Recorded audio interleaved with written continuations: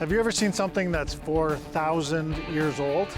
If not, then today's episode is for you.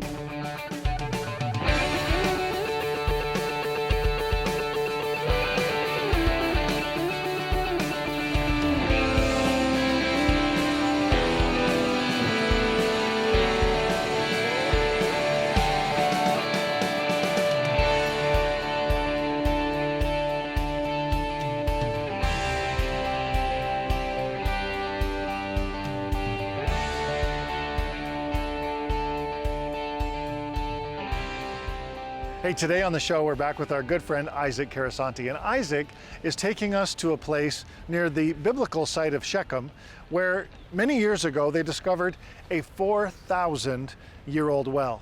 Now, we believe that it's Jacob's well, because Jacob's well was first dug around 4,000 years ago, first mentioned in the Bible in Genesis chapter 33, when Jacob purchased a parcel of property in the valley between Mount Ebal and Mount Gerizim. We believe this is Jacob's well because this is the only 4,000-year-old well that has been found anywhere in that region, and it sits right on the spot that the Bible talks about. It's amazing to be able to go there today and to draw water from this ancient well. This also became the site where in the New Testament, Jesus had an amazing encounter with a Samaritan woman. We'll talk about that a little bit later on the show. Also on the show today, we're going to be talking with Leon Mazin of Return to Zion Ministries in Haifa. This is a great ministry that they are reaching out with the living water to the city of Haifa. Don't go away. All that's next, right here on First Century Foundations. Coming up, Jeff explores the 4,000-year-old Jacob's well.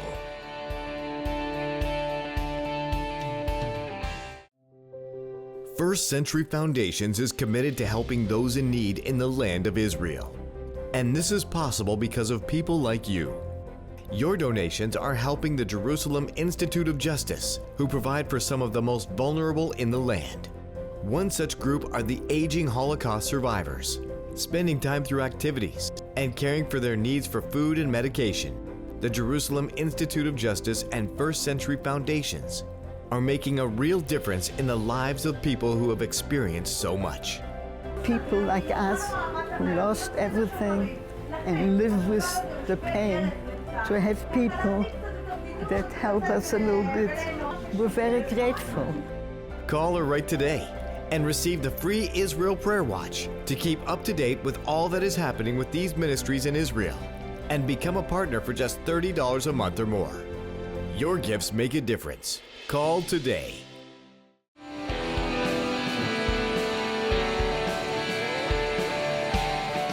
Isaac, great to have you with us again. Thank you very much, my pleasure. You are traveling us all through some of these amazing lands. Now, today, we're in another very interesting place. Tell us exactly where we are right now. Right now, we are in Shechem. We are standing in front of the place of Jacob's well, and from biblical, historical, archaeological point of view, right now we are in the border between biblical Shechem to Seichar. Just to give you an idea, some orientation. Right. Further to the north and further to the west, to where we are right now, is ancient biblical Shechem. Further to the south and further to the west, where we are right now, we have the remains of ancient biblical Seichar. Now here, and we're going to see it soon, we have Jacob's well. Remember that according to the archaeologists who excavated here, they came to the conclusion that the well that we're about to see is originally 4,000 years old. Okay. And this is the one and the only original 4,000 years old well that we have in Samaria. The one and only. The one and only.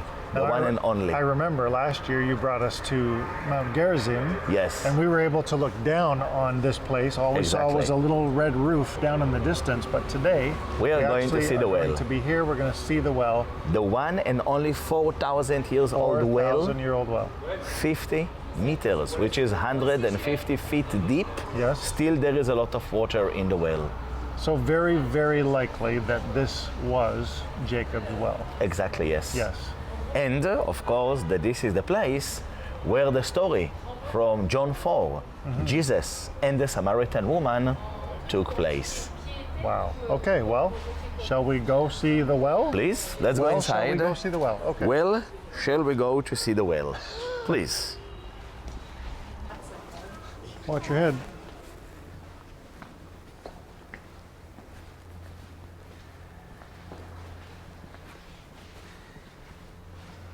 Now we will start with the well, and then we come back and we can talk a little bit more about the church. Okay. But more important is the well.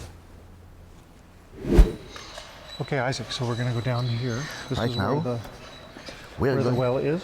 We are going to go down into the crypt of the church Okay. and to see the place where the well is. Again, soon you're going to see something amazing. Let us gather over here, please. Yeah, it is wet. There is water. Wow. So, ladies and gentlemen, this is it, Jacob's well. As we said, this well is originally 4,000 years old. Man. This is the one and the only 4,000 years old well in the whole region of Samaria. So this is the well that Jacob dug. This is the well that Jacob had given to his son Joseph. And remember, John 4 tells us about Jesus and the Samaritan woman. The story took place right here by this well, because there are no other more wells in the whole region. So this is the place where Jesus said to the Samaritan woman, "Will you give me a drink?" She was amazed. She said to him, "Sir, how can I give you a drink? You are a Jew and I am a Samaritan." She argued with him and refused to give him a drink. And eventually here was the place where Jesus said to her the famous words, "Everyone who drinks from this water will be thirsty again. But whoever drinks the water that I give him will be never thirst." Right. Now, you see, the gentleman just drew water from the well. Let's gather a bit closer. The well, as I told you, is 150 feet deep. Now, over here, I want you to see something very interesting. Take a look here. Over the here, edges are you see- worn? Exactly. You Yeah. can see the edge, and these are the marks made by the ropes. Because Yeah. in the past, they used to send the jugs or buckets tied to a rope all the way down to the the way bottom. down the edge. Then they had to pull. So over here, you can see the marks Yeah. of the ropes. Now I want to emphasize for you how deep is the well. So, tell you what we are going to do. I'm going to draw some of the water, and I'm going to throw the water back into the well. Okay, so we hear the sound. Listen how much time it takes for the water to reach the bottom of the well. Are we ready? 1, 2, 3. Wow. Amazing. That is cool. That is cool. Very amazing.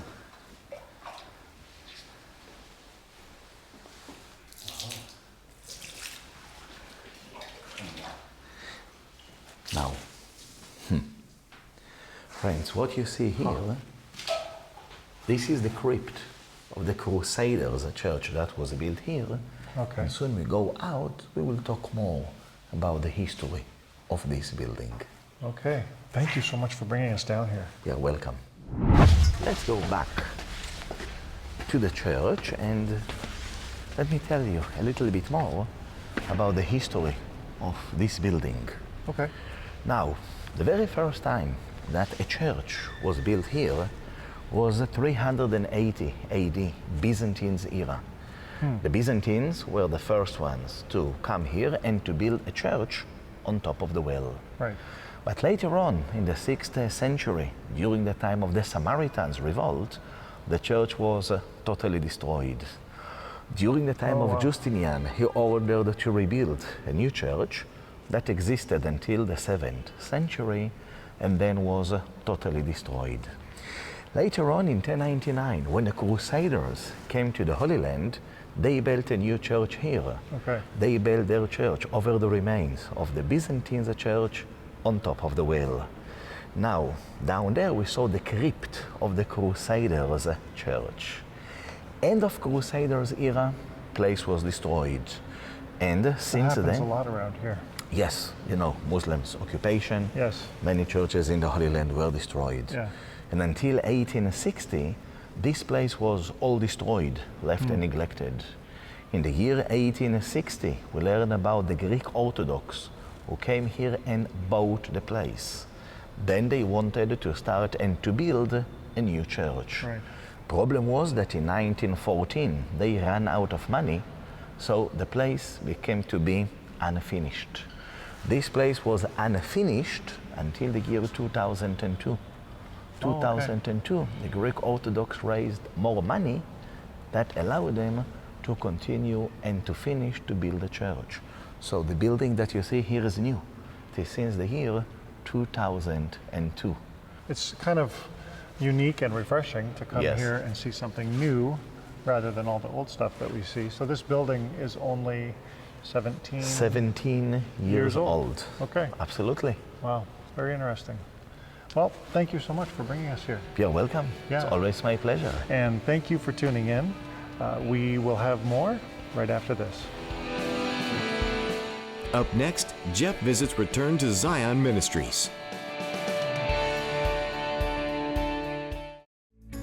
We hope you enjoyed this episode of First Century Foundations with Jeff Bueters. This season is packed with amazing visits with people and places rarely shown on television. And now, for the first time, First Century Foundations is releasing extended cuts from the series with previously unseen footage. In this first DVD of extended cuts, you can now see Jeff's entire visit with Dr. Garth Gilmore to the ancient site of Tel Hazor. This incredible site sheds new light on the conquests of the Israelites as they entered the Promised Land under Joshua. You will also see the full edit of Jeff and desert tour guide Arthur Dumash as they explore the Negev Desert and the abundant plant life that helps to further illustrate the biblical account of the Israelites and just how amazing God is. Call or write today to order your copy of this first Extended Cuts DVD for a gift of $20 or more plus shipping and handling. And be sure to keep watching First Century Foundations.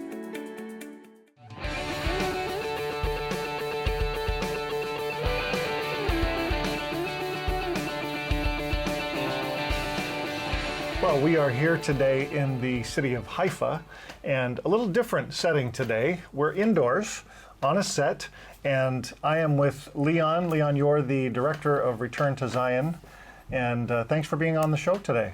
Oh, you're very welcome. Glad to see Actually, you. I'm saying thanks for being on the show, but I'm on your set, which is a little bit of a change up for us. You guys do a little bit of a TV program here as well, yes? Yeah, for 5 last years we Okay. make TV program on internet. Okay. About 100,000 visitors on this website monthly. Fantastic. So we try to deliver gospel also through internet. And that's directed at Russian? Mostly to Russian-speaking people. Russian speakers. And as you know, big percentage of Israeli population speak Russian, so we Yes. try to get them. Very good, very good. Well, it's great to have you with us, and we are partners together in the ministry here in Israel. First Century Foundations has been connected with you and Return to Zion for a number of years now. And I wanted just to get you on the show today to talk a little bit about some of the ways that you are able to reach out into your community and have an impact here in the city of Haifa. Tell me a little bit about some of those programs. You know, we Messianic congregation, it's number one, it's more important. Right. But very early in our existing, we decided to work with humanitarian aid and help to people. And you know, of course, that many Jewish people, little bit or much, offended by love of Christians, specifically people who speak Russian language. Okay. We experience pogroms in name of Jesus, different problems. So part of our ministry, and we felt this, and I think even we received this word, to rehabilitate name of Yeshua in Israel in our days and proclaim this name. So our humanitarian aid is just not to catch people, but to deliver to them good heart of people who believe in Yeshua and Jesus. Right. And about 2008 we start our soup kitchen. Okay. And slowly we start to be known in Haifa area.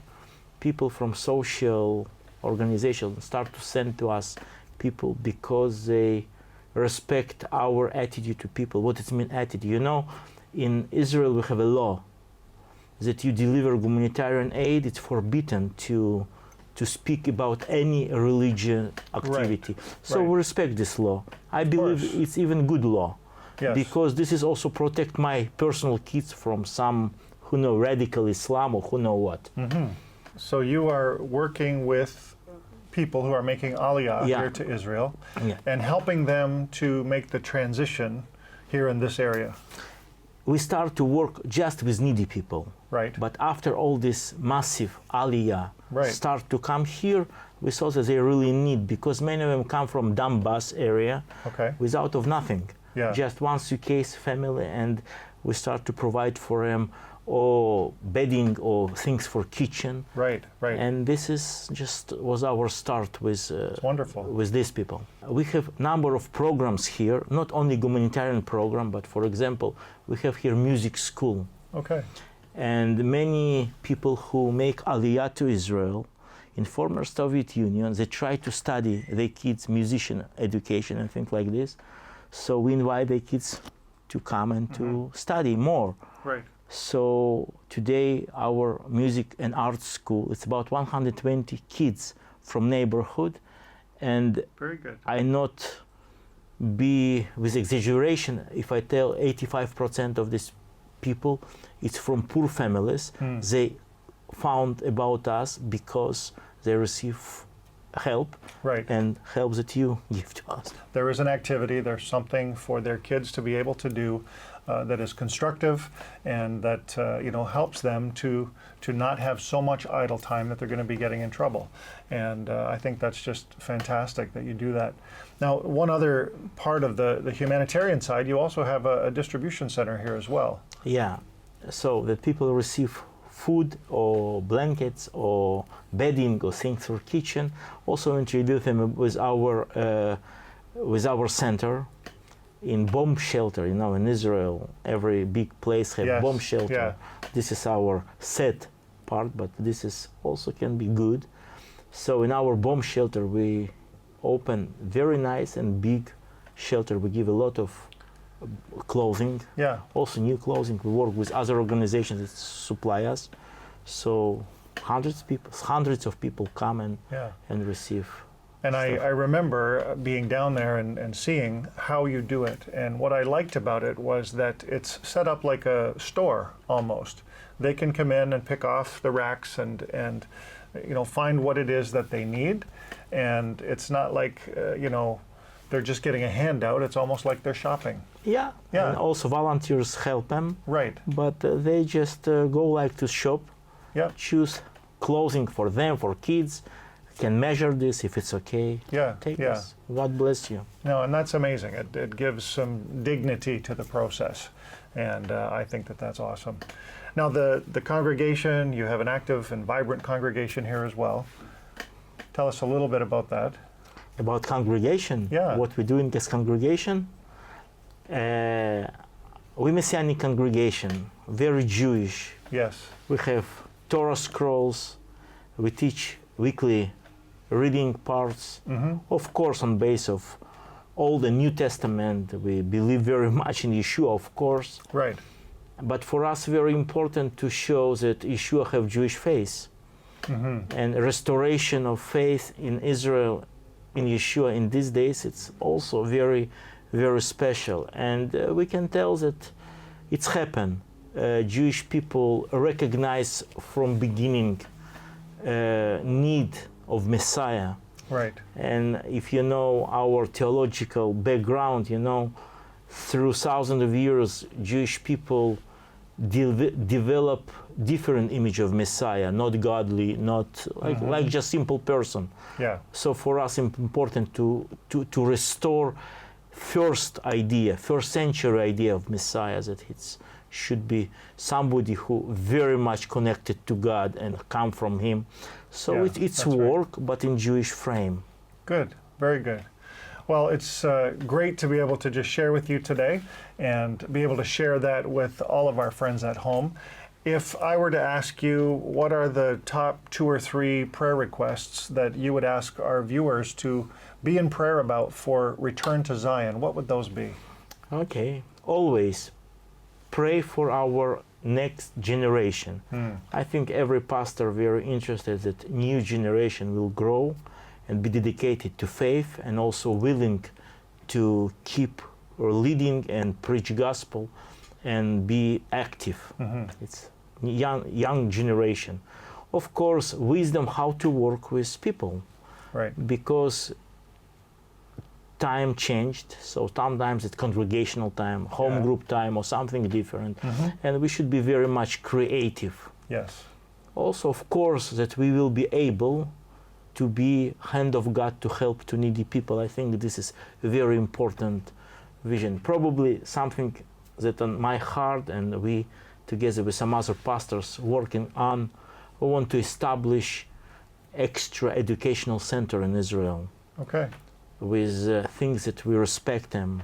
That's what I mean already, share with you already. Yeshua, Jesus, Torah, gifts of the Holy Spirit. And now we work hard to develop something like this. So Very good. 4 points, it's okay? 4 is good. I Okay. said 2 or 3. We got a Yeah. bonus. Yeah. Listen, that's great. Please be in prayer for these needs, for the younger generation, for wisdom, in order to be able to do the work of ministry the way they would like to do. And the education center, and the third one was? It was wisdom how to work with people. Okay, okay. So please be in prayer, and thank you. Thank you for your ongoing financial support for First Century Foundations. It's ministries like Return to Zion that we are able to lead in and help on a regular basis. And thank you for your prayers. Please pray for Israel. Pray for the Jewish people, for this ministry to Russian speakers here in Israel, and for the peace of Jerusalem. Thanks for tuning in. God bless you.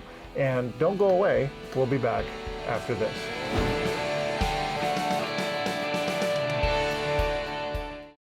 Jerusalem, the holy city, is the focus of much of the world's attention. And Psalm 122 tells us to pray for the peace of Jerusalem. Yet do we really know why, or even how? Why does God want us to specifically pray for the peace of this ancient city? And how do you pray for a city that for most of us seems so foreign and so far away? Praying for the Peace of Jerusalem, the new book by Jeff Feuders, now reveals God's purpose for the holy city and all of Israel, and why He wants every believer to pray for His holy land.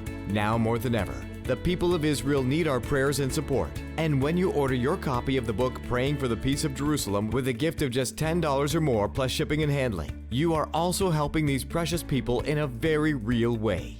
Call the number on your screen now, or go online to firstcenturyfoundations.com and order Praying for the Peace of Jerusalem, and begin to pray for Israel with understanding and purpose.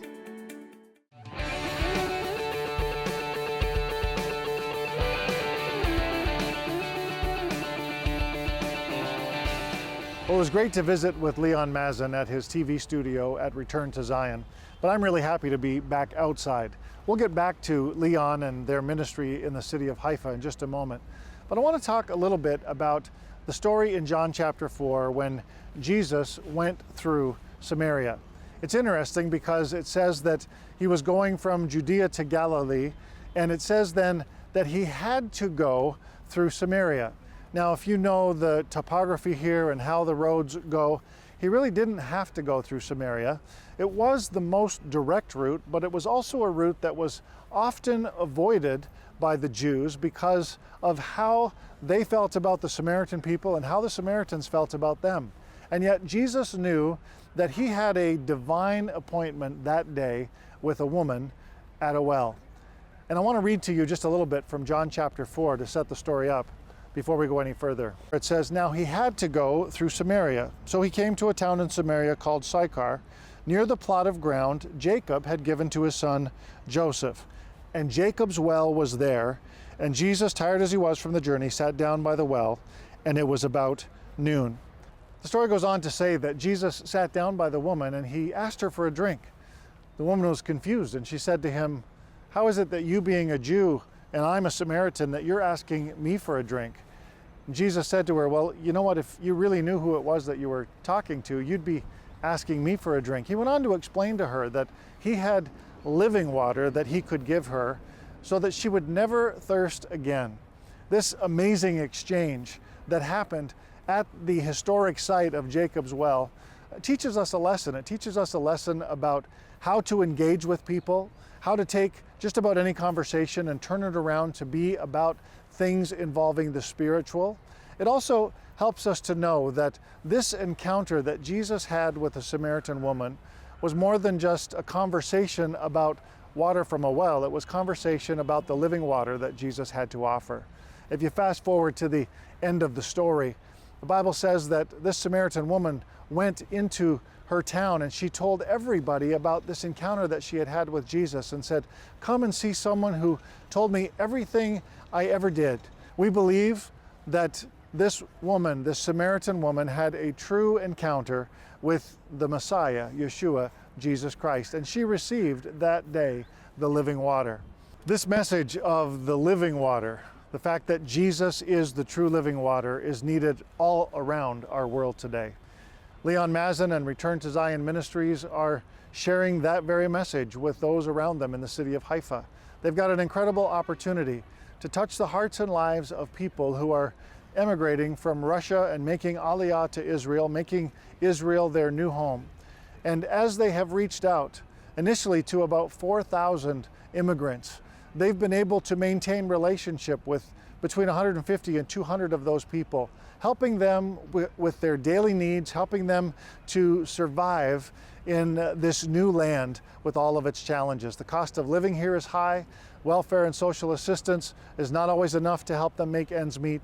And so Return to Zion comes alongside and is able to minister in this very practical and very compassionate way. We want to say thank you to them for being a light and for extending the living water here in the city of Haifa. We also, though, want to thank you for your faithful prayers, for your faithful financial support, as you help us to help ministries like Return to Zion and so many others all around the land of Israel. Your commitment, your faithfulness, your prayers are definitely making a difference. Thank you. And thank you for tuning in today. We'll see you next time on First Century Foundations.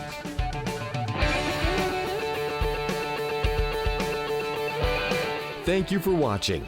To learn more about this program and the ministries in Israel that we help, or to receive the Israel Prayer Watch, call the number on the screen or visit us online at firstcenturyfoundations.com. And to keep up to date on all that we're doing, you can follow us on Facebook and Instagram. Join Jeff Feuders again in Israel next week on First Century Foundations.